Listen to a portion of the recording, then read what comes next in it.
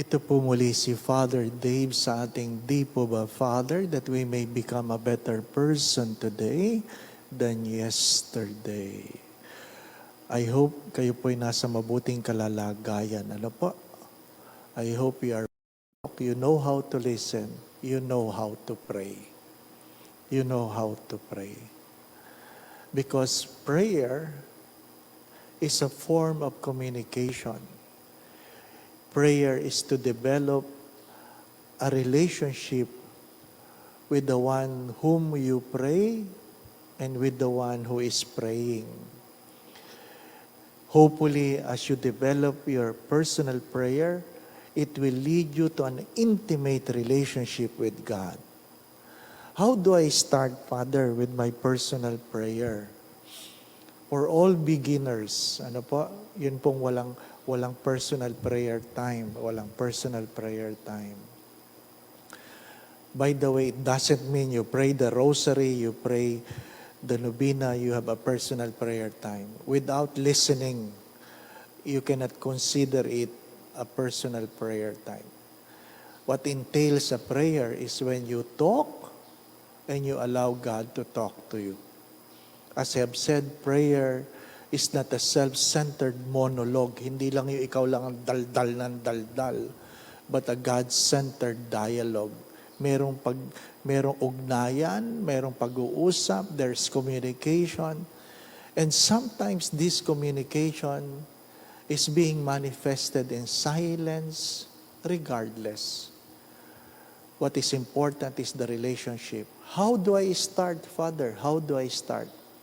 May simple suggestion ito. Hindi ito batas, suggestion. If you want to start a personal prayer,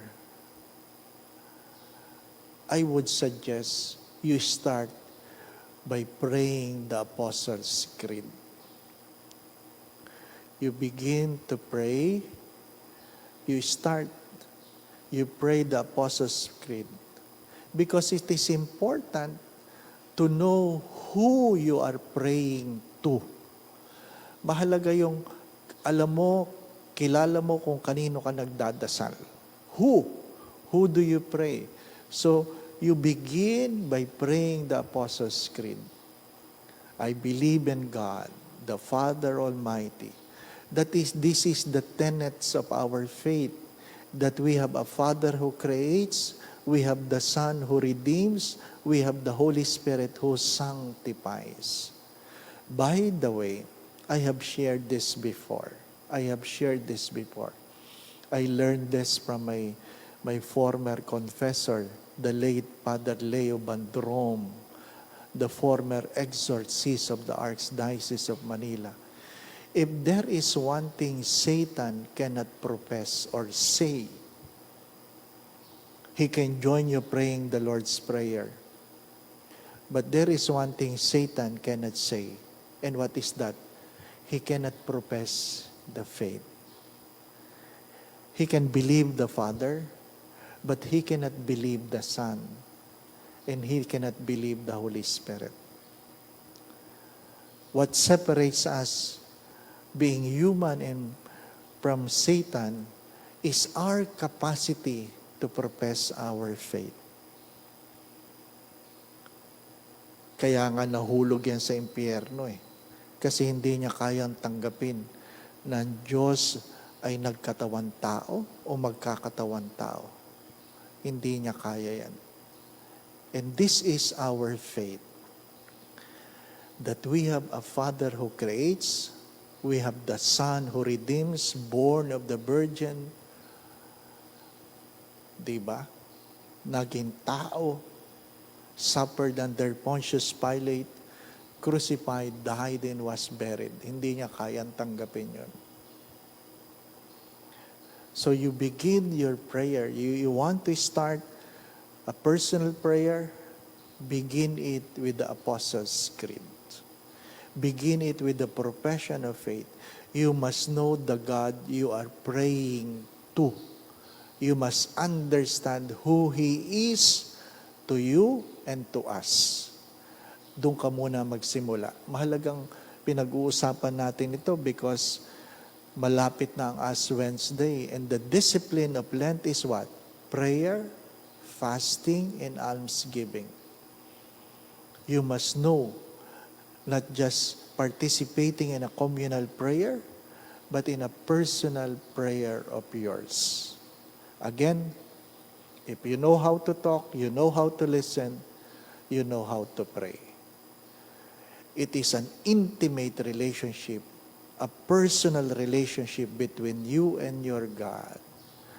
The profession of faith answers the question, who do you say that I am? Muli po si Father sa ating di po ba Father, sana po kayo nasa mabuting kalalagayan. Ano po? That we may become a better person today than yesterday. Batiin lang natin ang taga Maribeles, Bataan. Maribeles, Bataan. Ano po? Ito po, Kabagan. Kabagan, Isabela. Kabagan. Ingat po kayo. Sa ibang bansa, Panorama City, California. Maraming taga-California nakikinig. Vallejo, California. Concord, California. Escondido, California. Eagle River, Alaska. Meron palang Eagle River, Alaska. Ano pa? At ito pong isa, hindi ko po kasi, tama ba ito? Bad Cannstatt, Stuttgart, Germany. Ano po? Bad Cannstatt, Stuttgart, Germany. Basta ingat po kayo na. Paxbogen. Wala na. Muli po si Father Dave sa ating di po ba Father, that we may become a better person today than yesterday. God bless.